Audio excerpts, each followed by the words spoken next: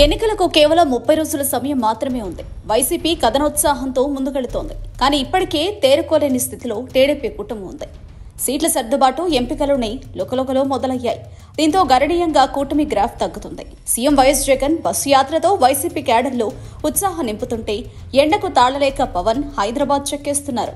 ముసలాయన చంద్రబాబు ప్రచారంలో దూకుడు లేక డీలా పడిపోతున్నారు. రాష్ట్రంలో ఎన్నికల పోలింగ్ కు సరిగ్గా 30 రోజుల సమయం ఉంది.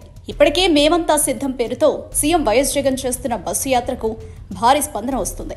వైసీపీ క్యాడర్లోనూ ఫుల్ జోష్ కనిపిస్తోంది. మరోవైపు టీడీపీ కూటమిలో ఇప్పటికే పూర్తి స్థాయిలో సీట్ల ఎంపిక జరగలేదు. నేతల మధ్య సర్దుబాటు జరగడం లేదు. ఇప్పటికే నిత్యం టీడీపీ, జనసేన, బీజేపీ నాయకుల మధ్య నియోజకవర్గాల్లో ఆధిపత్య పోరు, ఘర్షణలు జరుగుతూనే ఉన్నాయి.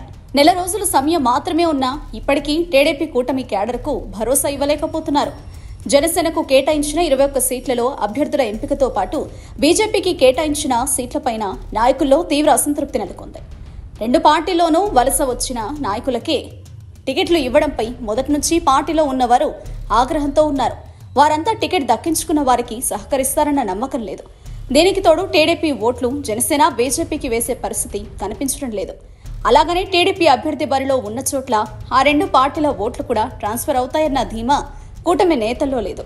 పైకి 3 పార్టీలో కూటమి కట్టినా స్థానిక నాయకత్వం మాత్రం ఇప్పటికీ దాన్ని పూర్తి స్థాయిలో అంగీకరించడం లేదు. పవన్ కళ్యాణ్ రాష్ట్ర వ్యాప్తంగా ప్రచారం చేస్తే కలిసొచ్చే అవకాశం ఉందని అంతా భావించారు. కానీ పవన్ పిఠాపురంలో తన గెలుపు నల్లేరు మీద నడకే అని భావించినా అసలు విషయం బోధపడినట్టుంది. రోజు రోజుకు పవన్ గ్రాఫ్ తగ్గుతోంది. భారమంతా టీడీపీ నేత వర్మపైనే పెట్టేశాడు పవన్. ఆయనకు తోడు తనకు మద్దతుగా ప్రచారం కోసం కొంతమంది జబర్దస్త్ షో కమెడియన్లను రప్పించుకున్నాడు. మరోవైపు చంద్రబాబు, ప్రజాగళం సభ్యులకు కూడా రెస్పాన్స్ అంతంత మాత్రంగానే ఉంది. బాబు ప్రసంగంలో ఎంతసేపు జగన్ను విమర్శించడానికి ప్రాధాన్యత ఇస్తున్నారు. అధికారంలో ఉన్నప్పుడు నేను ఇది చేశాను అని చెప్పలేని పరిస్థితుల్లో బాబున్నారు. ఇది కూడా టీడీపీ గ్రాఫ్ తగ్గడానికి కారణమంటున్నారు.